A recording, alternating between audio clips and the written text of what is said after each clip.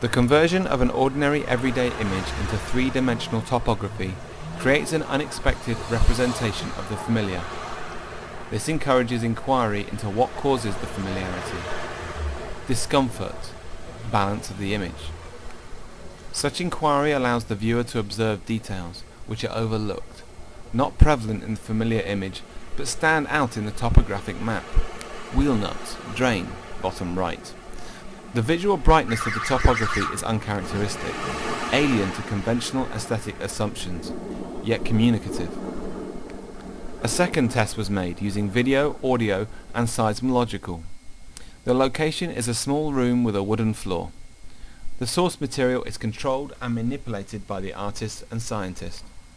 The actions infer an intuitive engagement, and ultimately we are curious to see if this more extreme environment will produce interesting, revealing results when processed in the same manner as the road footage.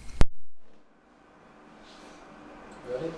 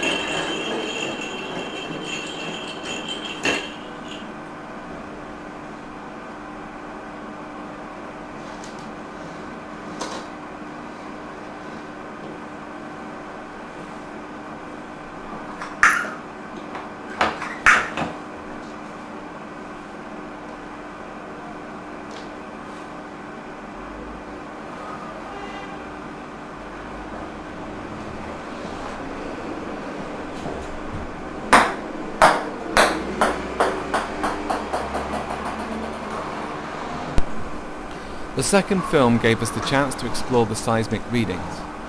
To the artist, the seismic recording is very similar to the audio.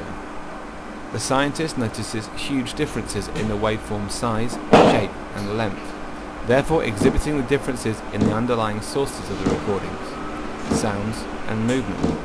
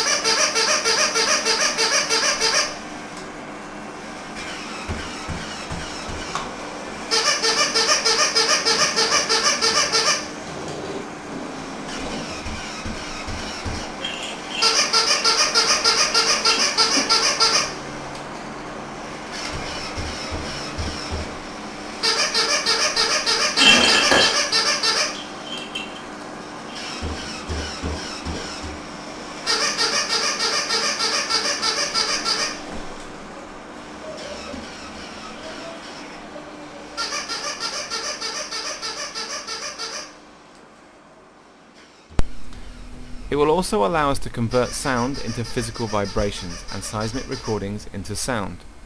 This experiment allows us to investigate a full sequence of animation with a continually different content and engage in the representation of a narrative, even abstract, by a topographical method.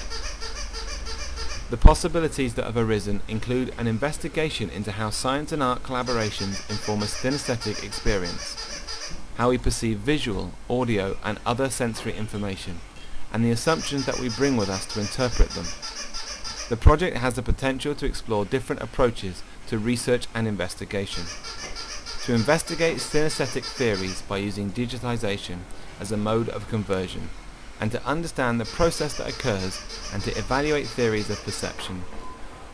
We can focus on surface more intently, we can vary the scale, context, the use of contrast and colour.